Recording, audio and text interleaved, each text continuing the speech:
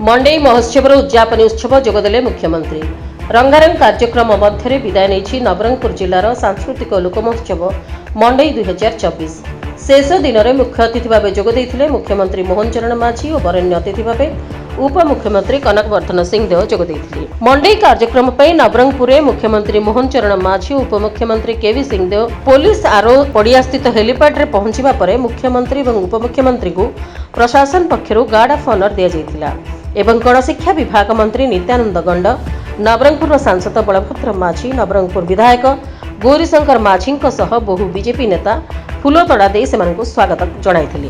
यापर circuit house रे पहुंची अल्प विश्राम नेबा परे मुख्यमंत्री मोहन चरण माझी उपमुख्यमंत्री कनकवर्धन सिंहदेव गणशिक्षा मंत्री नित्यानंद गंडक समेत नवरंगपुर सांसद बलभद्र माझी नवरंगपुर विधायक गौरीशंकर माझी और झरीगां विधायक नरसिंह भत्रांक सह सर्किट हाउस ठारू मंगलम टिम्बर छक पर्यंत उपस्थित बीजेपी कर्मी मानक सहित रोड शो रे सामिल होइथिले एवं रैली रे जाई नवरंगपुर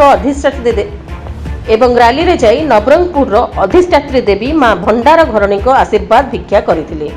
परे नवरंगपुर जिलार सांस्कृतिक लोक महोत्सव मंडई रो उद्यापन उत्सव रे सामिल होइथिले। परे मुख्यमंत्री उपमुख्यमंत्री मंडई कार्यक्रम रे जोग दैथिले।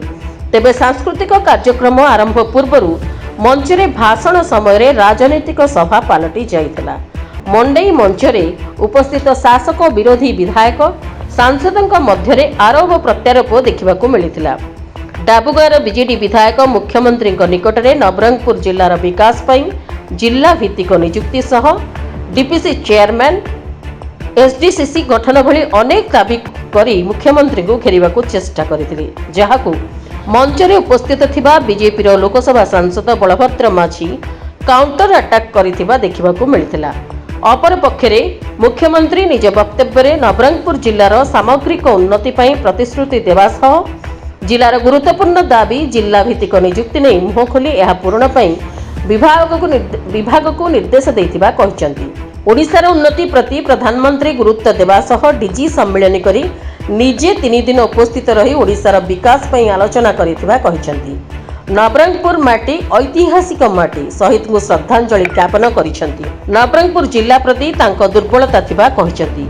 दक्षिण ओडिशार 4 जिला कोरापुट नवरंगपुर रायगड़ा मालकानगिरी जिल्ला रे विगत सरकार अमल रे किछि काम होई नथिबा कहिसंती मुख्यमंत्री। प्रधानमंत्री ठारू 18 घंटार परिश्रम करिवा पई प्रेरणा पाइथिबा कहिसंती मुख्यमंत्री। जिल्लार विभिन्न पर्यटन स्थलीर विकास करिवा सह विभिन्न हस्तशिल्पर विकास पाई पदक्षेप ग्रहण करिवा पई प्रतिश्रुति दैछंती। राज्य तथा राज्य बाहरु आसीथिबा सांस्कृतिक दलर रंगारंग कार्यक्रम शीतरे मध्य विलंबित रात्रि पर्यंत दर्शक को बांधी रखिथिला।